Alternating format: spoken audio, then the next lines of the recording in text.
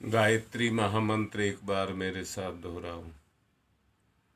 ओम भूर्भुवः स्वः तत्सवितुर्वरेण्यं भर्गो देवस्य धीमहि धियो यो नः प्रचोदयात्। आप लोग अनुष्ठान कर रहे हैं।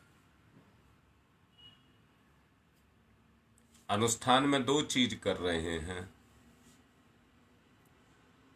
तप और साधना।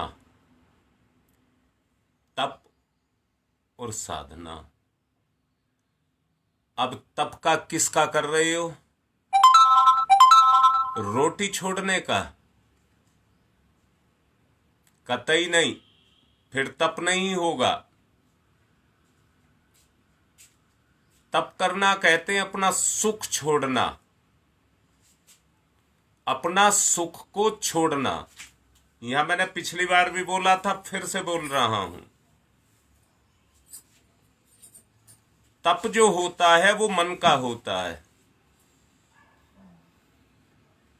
और साधना भी जो होती है वो मन से होती है। साधन से बना है साधना। यहां संसार का कोई साधन काम नहीं करता है। अगर साधन काम करता है तो दोनों में मन ही काम करता है, तप में भी और साधना में भी। आप में से ऐसे भी होंगे, जरा नाप तोल करके देख लेना। उंगलियों पे एक एक दिन गिन रहे होगे, उंगलियों पे गिन रहे होगे। अब तो बस 14 दिन की बची है। 14वां दिन जिस दिन आ जाएगा उस दिन तो पूरा हो जाएगा। जो हमारा संकल्प था वो उस दिन पूरा हो जाएगा। अरे संकल्प पूरा हो जाएगा, तप साधना की बात कह रहा हूं। क्या तप साधना पूरी हो गई? मन तो गिन रहा है दिनों को। अब ये पूरी जिस दिन हो जाएगी, 10 तारीख को ये पूर्ण आहुति इसकी हो जाएगी, तो फिर तो मन को खुली छूट हो जाएगी। अर्थात जो पहला था जैसा, फिर वो वैसा ही हो जाएगा, क्योंकि बंधन तो कोई रहा नहीं। यहां फिर से कह रहा हूं, तप और साधना जो होती है वो मन की होती है। आप कितने ही अभ्यास करते रहिए, कितने ही योग करते रहिए, ये बाहर का दिखावा बन करके रह जाएगा। सच्चाई तो ये है, मन तो मजबूर हुआ बैठा हुआ है और एक एक दिन गिन रहा है। वो कह रहा है ये आफत जो मेरे पे आई है ये कैसे ही पूरी हो जाए, फिर मैं अपनी खुली छूट से मौज लेना चाहूंगा। मुझे बताओ, घर में कौन व्यक्ति ऐसा नहीं है, उसको जो मन उसका करे वो उसको मिलता रहे, जो मन उसका करे वो उसको मिलता रहे। यही तो मन चाहता है कि मेरी सब इच्छाएं पूरी होती रहें। पर आपने तो अनुष्ठान रखा है। अनुष्ठान रखा है किसका? फिर दोबारा से बोल रहा हूं, आपने खाना छोड़ा है। खाना छोड़ा है मतलब स्वाद छोड़ा है, सुख छोड़ा है। भूखा नहीं कहा है मैंने, भूखा तो रहने के लिए मना कर दिया था। हां, उसके तरीके बदल दिए। जो परंपरागत आप तरीके अपना रहे थे वो तरीके बदल दिए। भूखा रहने को मना किया है, भूखा नहीं रहेंगे, तप करेंगे, मन की इच्छाओं का त्याग करेंगे। दूसरा, कठोर परिश्रम करेंगे। जबकि केवल 33 माला की संख्या पूरी नहीं करेंगे, योग करेंगे। योग, चेतना के साथ योग। मन ही साधन है, मन ही साधन है। हमारा साधन अगर परफेक्ट पूर्ण हो जाएगा तो वो हमको भी पूर्ण कर देगा। मन में यदि तीव्र अभिप्सा उठे तो ही साधना हो सकती है। अरे किसके प्रति? संसार के प्रति नहीं, आत्मा के, परमात्मा के, गुरु के प्रति ये अभिप्सा जगे तो साधना होती है, योग होता है। तपस्या आरंभ तभी ही होती है। शरीर तो इन सब का एक माध्यम है, से सारी चीजें मन पर निर्भर करती हैं। सारी की सारी चीज मन पर निर्भर करती हैं। शरीर इस पावन कार्य में बाधा ना पैदा करे। अब शरीर क्या बाधा पैदा कर सकता है? ये नानुच कर सकता है, ये लापरवाही कर सकता है, ये आलस्य कर सकता है, ये निकम्मापन कर सकता है। इसलिए शरीर कोई नानुच ना करे, ये पावन कार्य है। इसलिए इसको स्वस्थ रखना बहुत जरूरी है, सबल बनाए रखना बहुत जरूरी है। मन का अनुगमन शरीर का धर्म है। मन का अनुगमन शरीर का धर्म है। जहां तक बात साधना की है, उसकी सारी शर्तें विचार मन से भी गहराई में होने चाहिए। संसार में मन की लालसा को लेकर के तपस्या साधना संभव नहीं होती। साधना तो एक सहज प्रक्रिया नहीं है, वो तो मन से भी कहीं ऊंची अवस्था में जाकर के करनी पड़ती है। ऐसे तो खेल खिलवाड़ हो जाएगा, ना तपस्या होगी ना साधना होगी। ये बातें मैं आपसे इसलिए कह रहा हूं, याद रखना, जिसके अंदर साधना के संस्कार होंगे कान खोल करके सुन लेना। जिनके अंदर साधना के संस्कार होंगे वो उनका बीजारोपण करेगा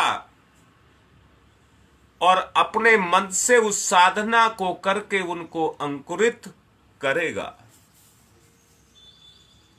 बात को रोक करके फिर से बोल रहा हूं, मैंने ही तुमसे कहा था ये प्रक्रिया ठीक ऐसी है जैसे चूजे को पैदा करना। कबूतर अपने अंडे को सेक करके उस पर कुकड़ू कू कर रहा है, वो ही तुम भी कर रहे हो। अरे ये जो अचेतन मन है, इसको सेना है, ये अंडा है, इस अंडे को सेना है। मैंने कहा जिनके अंदर संस्कार जनित वो गुण होंगे वो निश्चित रूप से पूरे होंगे। अरे नहीं है तो ले लो, अगर आपके पास नहीं है तो ले लो। भाई वो किसान जिसके पास बीज नहीं होता वो कहीं से तो लेता है। मैं बार बार चिल्ला करके कह रहा हूं, 150 व्यक्ति तुम काम कर रहे हो, साधना का काम कर रहे हो। किसी के पास कुछ है, किसी के पास कुछ है, किसी के पास कुछ है। अरे इन्हें पैदा करो। सारी नर्सरी, 150 व्यक्तियों की नर्सरी पैदा हो गई है, नर्सरी पैदा हो गई है। अपने बीजा अंकुर जो पैदा हुए हैं सब नर्सरियों में बो दो, सब नर्सरियों में बो दो। जिसके पास संस्कार रूपी बीज नहीं है उसके पास भी पैदा हो जाएगा। भाई एक बात कहना चाहूंगा, देखो, मेरा कहना मान लेना, साधना सच्चे मन से और लगन से होती है। साधना सच्चे मन से और लगन से होती है। तो मेरा मन झूठा है क्या? मैं तो ये समझता हूं जो मैं हूं वो बिल्कुल ठीक हूं। मैं जो हूं बिल्कुल ठीक हूं। अरे ये आपका अहंकार है। अगर आप अपने आप को ठीक कह रहे हैं तो ये आपका अहंकार है। मैंने कहा आपकी 150 की संख्या है। इसके महत्व को समझो, इसके महत्व को समझो। सीता जी को पैदा किया गया था घड़े में। मैं इस अनुष्ठान को बसंत पंचमी से भी पहले शुरू कराने की सोच रहा था, पर धीरे धीरे आ गया एक जगह। अब तो नवरात्रे आ गए। मुझे तो दुर्गा शक्ति पैदा करनी थी, इसलिए नवरात्रों को बीच में लिया। और नवरात्रों को बीच में लेकर के, नवरात्रों का मतलब है वो शक्ति, दुर्गा वाली शक्ति। दुर्गा वाली शक्ति कह रहा हूं मैं, नवरात्रे माने दुर्गा वाली शक्ति। औपचारिकता वाले नवरात्रे नहीं कह रहा हूं। हमें तो दुर्गा वाली शक्ति पैदा करनी है इस साधना से। बोलो, कर नहीं सकते क्या? एक बार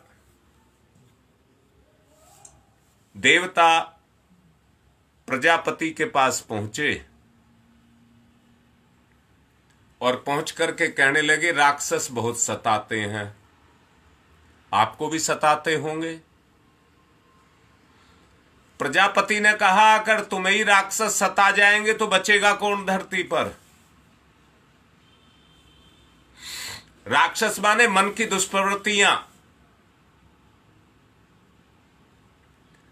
उन्होंने कहा, लाओ सारे अपनी अच्छाई दे जाओ मुझे।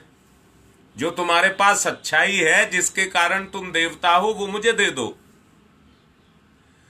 सारे देवता सोचने लगे, ये अच्छाई मैंने दे दी तो मैं तो खोखला हो जाऊंगा, मेरे पास तो कुछ बचेगा ही नहीं, तो मेरा तो देवत्व ही खत्म हो जाएगा। सारे मुंह फेर गए, सारे मुंह फेर गए।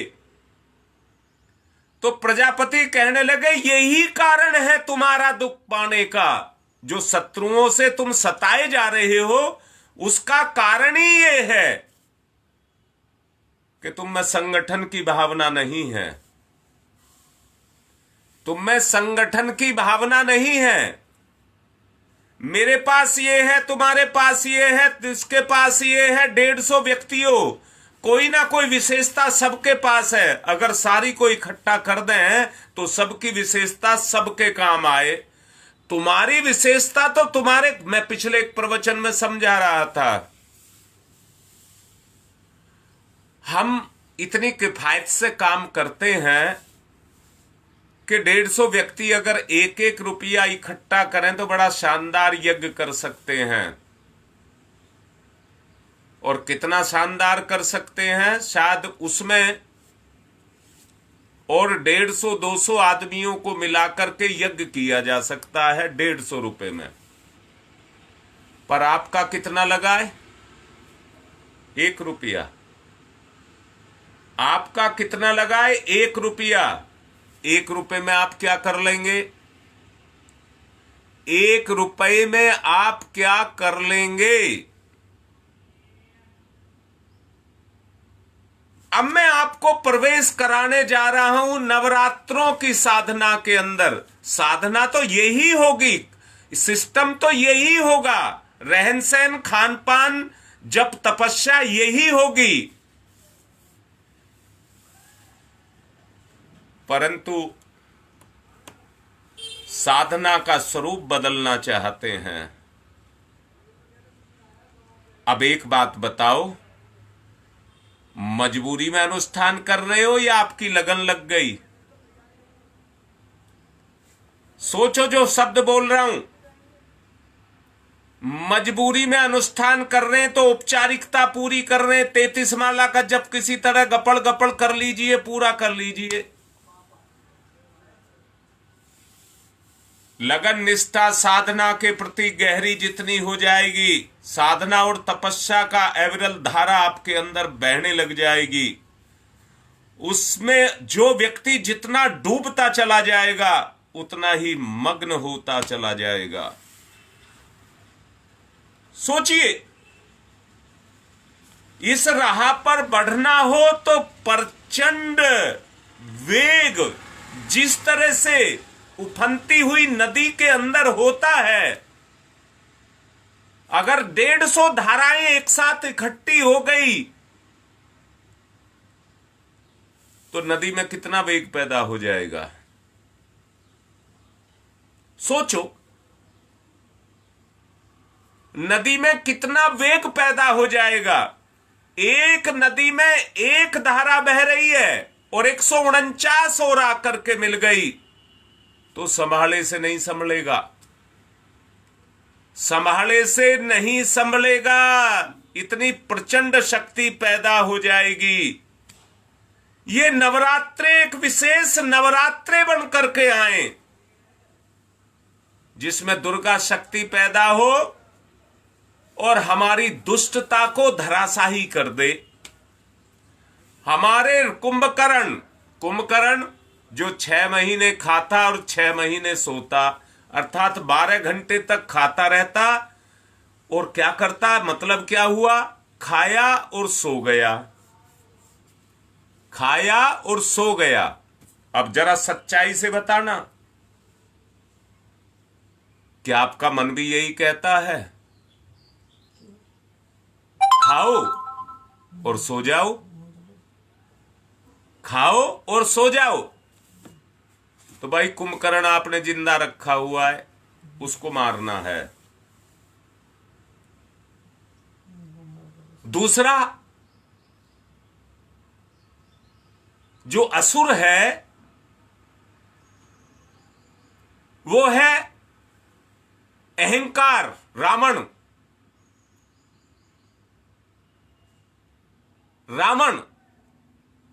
जो चाहता है मुझे ही श्रेय मिले, मुझे ही श्रेय मिले, मुझे ही श्रेय मिले, मैंने ये किया, मैंने ये किया, मैंने ये किया। अरे तुम्हारे बाप ने भी कुछ किया है कि नहीं किया? तुम्हारे बाबा ने भी कुछ किया है कि नहीं किया? सब कुछ तुमने ही पैदा कर लिया है क्या? याद रखना जो मैं बोल रहा हूं।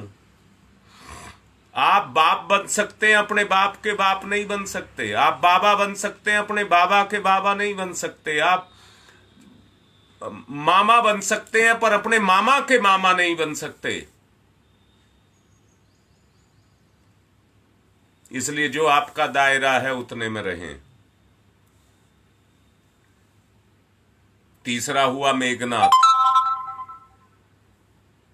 जो गरजता था, जो गरजता था।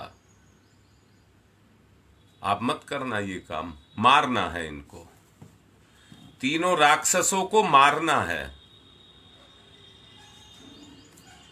उपंती नदी के बीच में मझधार में जीवन की किश्ती को झोंकना ही पड़ेगा।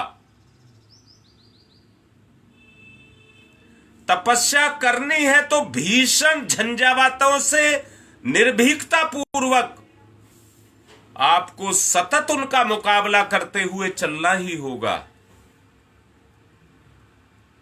अपने कर्मों को आपको काटना ही होगा।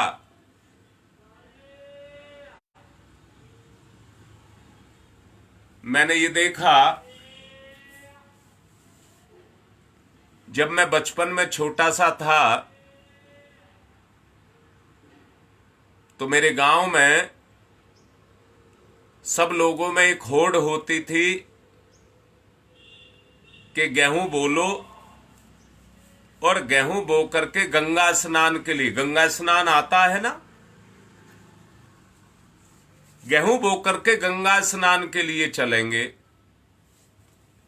उस समय कोई किसी उसका वाहन का इंतजार नहीं करता था, सबकी अपनी गाड़ी बोगी थी, और किसी की नहीं थी तो कोई किसी में भी बैठ जाओ। पूरे गांव की इकट्ठी चलती थी, पूरे गांव की इकट्ठी चलती थी। इतना जज्बा, इतना जोश सबके अंदर होता था कि लगभग 70 किलोमीटर गंगा जी हमारे गांव से पड़ती थी। सभी पुरुष, सभी औरतें, सभी बैल जो भी जुट करके जाते थे, गाते बजाते, मतलब मस्ती मारते हुए वो गंगा तक सुबेरे चल करके शाम तक पहुंच जाते थे। 70 किलोमीटर की यात्रा कह रहा हूं, लगभग 70 किलोमीटर की यात्रा पूरी करके पहुंच जाते थे। और सारी रात वहां गंगा जी पर रह करके वहीं खाना बनाते, नाचते, कूदते, गाते, भगवान का नाम लेते, और गंगा नहा करके अगले दिन फिर बेड़ा वहां से चलता और फिर गांव लौट आते। सोचो उस तीर्थ के बारे में, कैसा उस समय उनके लिए तीर्थ रहा होगा। आज तो आपके पास गाड़ी है, 2 घंटे में पहुंचा देती है, 2 घंटे में। 5-6 घंटे में नहा धो करके आराम से घर आ जाते हैं, पर वो उमंग पैदा नहीं होती जो उस सामूहिकता में पैदा होती थी। वो उमंग नहीं पैदा होती थी। पूरे गांव के घर वहां पर जाते थे, अपना खाने पीने का सब सामान लेकर के जाते थे। किसने क्या बनाया और कौन किसका क्या खा गया कुछ नहीं पता। सब आपस में एक होकर के रहते थे, एक होकर के रहते थे। अब मैं भी आपसे यही कह रहा हूं, ये मन की साधना है। मैं कह रहा हूं एक जुनून आपके अंदर पैदा हो जाए। अभी तो मजबूरी पैदा हो रही है, दिन गिन रहे हैं कैसे ये दिन कट जाए, दिन पूरे हो जाए, मन को खुली छूट हो जाए। कुंभकर्ण की तरह से 12 घंटे खाओ और 12 घंटे सो। अरे पेशाब भी आ रहा है तो क्यों आया ये पेशाब, अब उठना पड़ेगा। मुंह से थूकना पड़ रहा है तो उसके लिए भी मजबूरी हो रही है, जोर पड़ रहा है। इसको इंसान नहीं कहते हैं। इंसान का मन तो संसार को लेकर के उस दिशा में बढ़ना जिसमें असंभव जिसको कहा जाए, वो असंभव को भी संभव करके दिखाता है, उसको इंसान कहते हैं। उसको इंसान कहते हैं जो असंभव को भी चुनौती दे, और चुनौती दे करके कहे रहने नहीं दूंगा, मिटा करके रख दूंगा। संसार और संसार की सुखद जो स्वप्निल हमारी अवस्था है, उसमें लालसा, लुभावनापन, आकर्षण, मनोरम कामना इस तरह से उनके अंदर भरी पड़ी हैं। जरा ध्यान से सुनना, जो हमारी साधना की राह को रोकने के लिए तैयार हैं। मन आज भी ललायित है उन्हीं को पाने के लिए, साधना के लिए नहीं। उन्हीं सुखों को पाने के लिए ललायित है।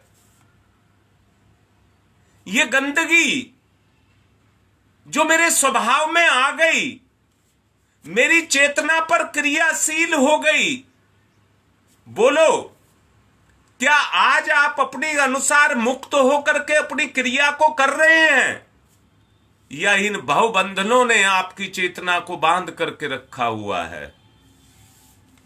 आज आदमी अपने रिश्ते की कीमत नहीं समझ रहा, चाहे वो मां बेटा है, चाहे पति पत्नी है। आज कोई किसी की कीमत नहीं समझ रहा। सब अपनी मर्जी से करना चाहते हैं, अपनी मर्जी से चलना चाहते हैं। तो मानव में जिसको देवत्व उदय कहते हैं वो कैसे उदय होगा? अगर मानव में देवत्व उदय नहीं होगा, धरती पर स्वर्ग का अवतरण कैसे हो जाएगा? इसलिए आत्मनिवेदन कर रहा हूं, उन लुभावनी, आकर्षक, मनोरम कामनाएं जो भरी हुई हैं, उस राह को छोड़ना होगा, उस राह को छोड़ना होगा। मनोरम कामना, मैंने कहा है, मनोरम कामना, वैसे आपके पास समय नहीं है, वैसे आपके पास कम समय नहीं है, और मनोरम कामना के लिए आप निकाल लेंगे, कोई दिक्कत नहीं है। यही बात मैं आपको समझाना चाहता हूं। संसार और साधना का कोई तालमेल नहीं है। संसार और साधना का कान खोल करके सुन लेना, कोई तालमेल नहीं है। संसार प्रिय है, पर वो यहीं तक रहे। इस बात से मना नहीं किया जा रहा कि संसार प्रिय नहीं है, पर वो अपनी औकात में रहे।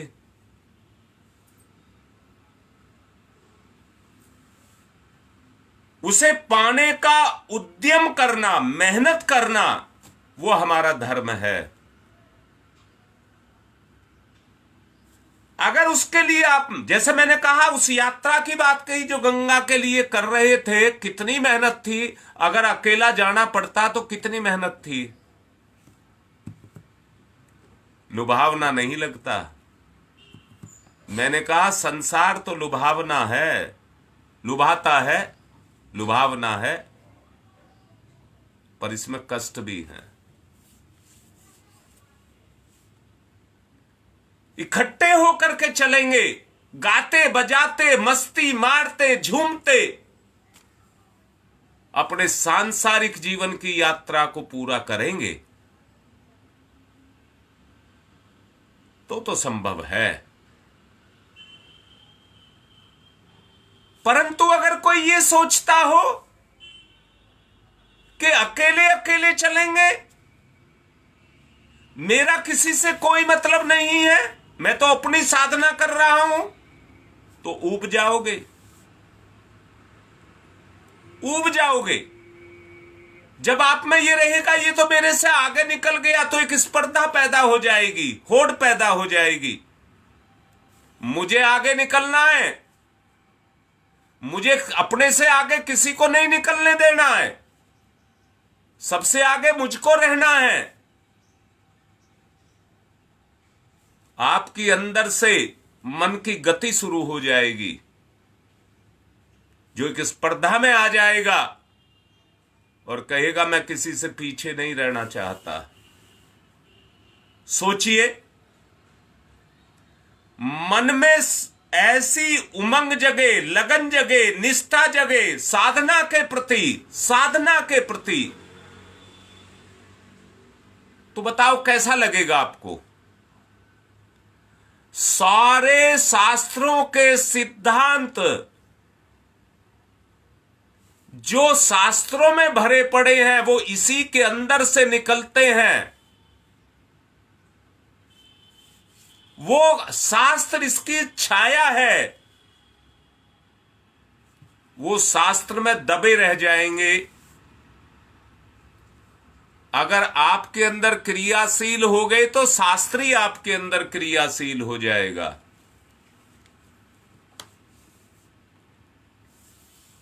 और आप शास्त्री बन जाएंगे। आप शास्त्री बन जाएंगे। शस्त्र से बना है शास्त्री, जो शस्त्र को चला ले वो शास्त्री। शस्त्र चलाने का मतलब है अपने हथियार से उन पापों की गर्दन काट दे जो मेरा नाश कर रहे हैं।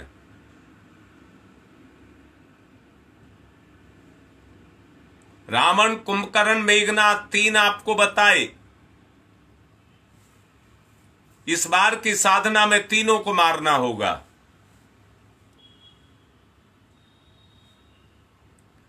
इस बार की साधना में तीनों दुष्टों को मारना होगा।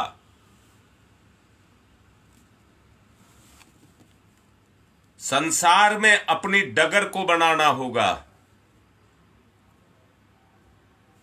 संसार में उस पगडंडी का निर्माण करना होगा, डगर का निर्माण करना होगा। आपके आने वाले, आपके अपने प्रिय, आपके उन कदमों पर चल करके अपना उद्धार कर सकें। आपके ये कदम अनुकरणीय बन जाएं, दूसरों के लिए प्रेरणा का स्रोत बन जाएं। आप अपना बलिदान करें, तभी ये तप बनेगा और तभी इस अनुष्ठान के अंदर शक्ति पैदा होगी।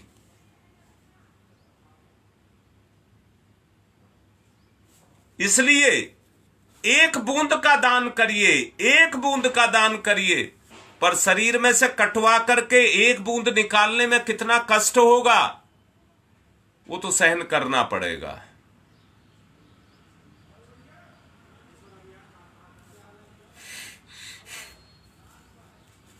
चलने वालों के बीच में निराशा और हताशा ना पैदा हो, विचार विनिमय का ऐसा रास्ता चले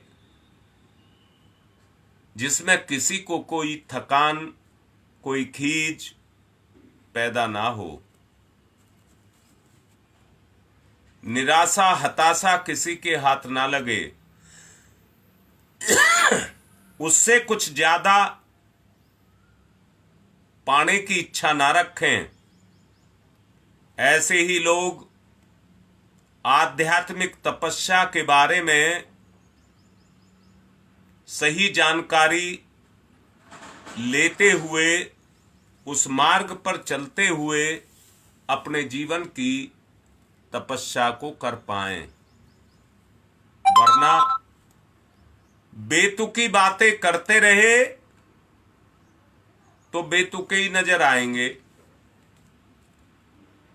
यदि आप उस राह के राही नहीं हैं, मैंने अभी कहा है, आपके संस्कार में जो छुपा हुआ है वही जागृत होगा। मैंने शुरू में कहा था, सच्चे मन से जो साधना को करेंगे, सच्चे मन से जो साधना को करेंगे, उसमें आपकी लालसा, उसमें आपकी उमंग ये जगेगी और आपकी लगन जगेगी। आप धर्म मानेंगे, करेंगे तो निश्चित रूप से जान आपकी साधना सफल जाएगी। आपकी साधना सफल होती हुई चली जाएगी। आपको अपनी साधना को सफल करना है। परम पूज्य गुरुदेव परम वंदनीय माता जी की कृपा तो सतत सबको मिल रही है।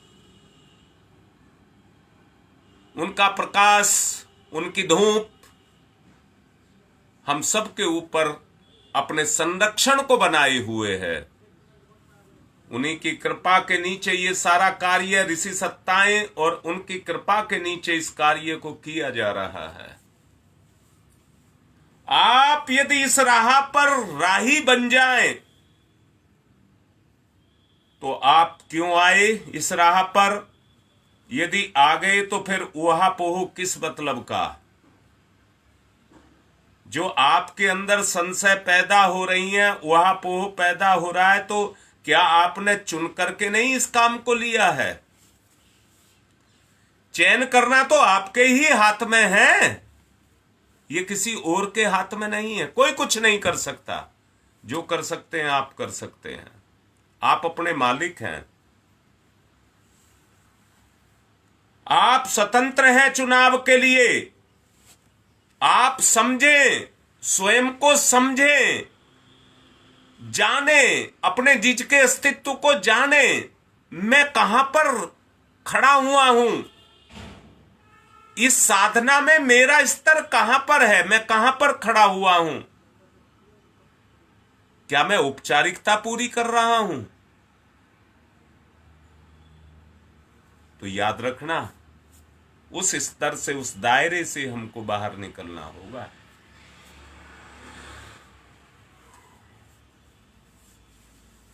इसलिए स्वयं को समझें। आप में असीम क्षमताएं हैं, भाई देख लो हैं या नहीं है, आपको नजर आ रही होंगी।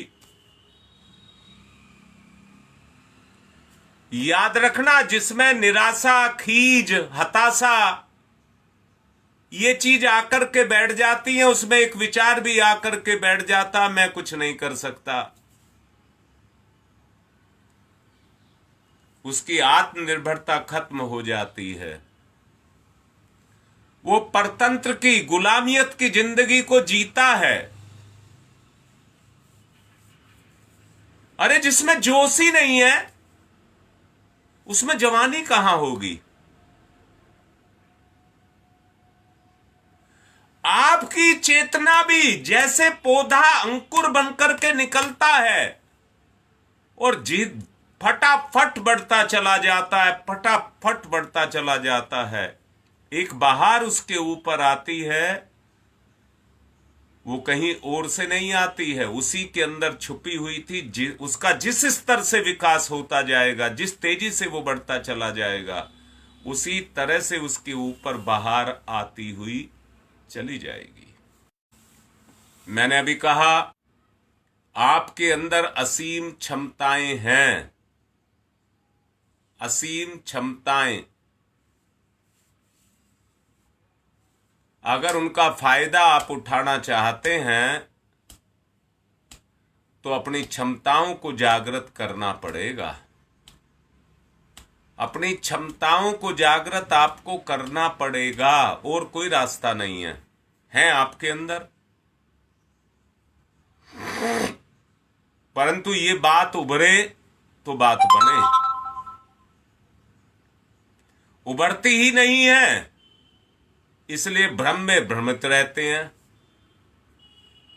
चाहते तो हैं पर ताकत ही नहीं जो इतनी पैदा कर लें, इसलिए भ्रमित हैं। मन कहीं नहीं ठहरता। अपने आप में देखो, मन कहीं नहीं ठहरता,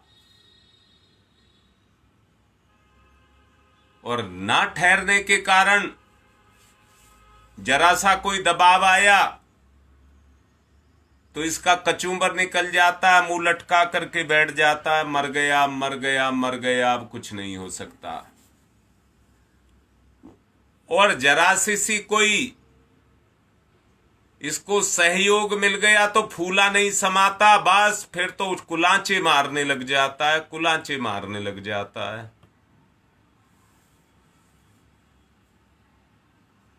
गुप्ता जी ठीक लिख रहे हैं, बिल्कुल सही लिख रहे हैं। देख लीजिए आप, गड़िया बैल को उठाना मुश्किल है, असंभव नहीं, बिल्कुल ठीक लिखा है। और मैं चाहता भी हूं आप भी कुछ इसी तरह की बातें लिखा करें, और वो तभी संभव है जो मैं बोल रहा हूं। इसको ध्यान से सुनोगे तो आपके अंदर ही, ये मैं जो बोल रहा हूं ये बोल नहीं रहा हूं, आपके अंदर हुक पैदा कर रहा हूं। हुक, छलांग लगाओ छलांग लगाओ, ये हुक पैदा कर रहा हूं। जितना आप ध्यान से जुड़ेंगे, जितना मेरे से प्यार करेंगे, जितना अपनी भूख बना लेंगे, उतना ही आप में जंप मारने की, छलांग मारने की ताकत पैदा हो जाएगी। यही तो करना है। मन सो गया, अरे मन सो गया, सब आपके पास है, सब आपके अंदर भरा हुआ है। मन जग जाए तो मन हमारा साधन है, मन ही हमारा साधन है। अगर ये सद जाए तब, अगर ये सद जाए तब। अब मैं ये चाहता हूं ताबड़तोड़ 2 तारीख से नवरात्रे शुरू हैं, ताबड़तोड़ अनुष्ठान किया जाए, इस समय पर पूरा जोर लगाया जाए, क्योंकि 2 तारीख से 9 ही दिन के बचेंगे।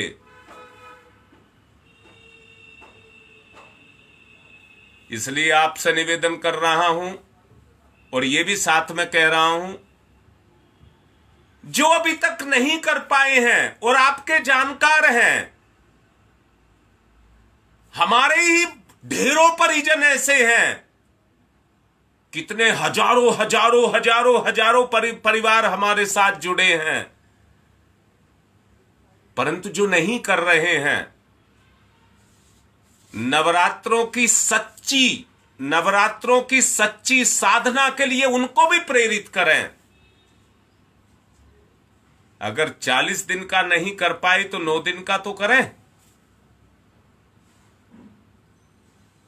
अरे 9 दौड़ते हुए घोड़ों के साथ में एक लंगड़ा घोड़ा भी दौड़ जाता है, उनका भी उद्धार हो जाए। इसलिए भ्रम तो है, भ्रांति तो है, मन में झांक करके देखिए, पर उस मन को साफ करना है, भ्रांति को साफ करना है, और साफ करके उनकी साधना में ठहराव को लाना है। इसलिए ये कह करके बात को पूर्ण कर रहा हूं, निरा अयोग्य कोई नहीं है। निरा शब्द लगाया है, निरा अयोग्य कोई नहीं है। गुप्ता जी ने लिखा है असंभव नहीं है, अर्थात संभव है। आसान नहीं है पर मुश्किल तो है। आप प्रयास करिए, ठीक होगा। मैंने यही तो कहा है, आज के झंझावतों से आपको जूझना पड़ेगा, तो तैयार हो जाओ। हमें तो उस निकम्मेपन को मिटाना है जिसके कारण आज इस अवस्था में हम पड़े हुए हैं। उस अवस्था को मिटाना है।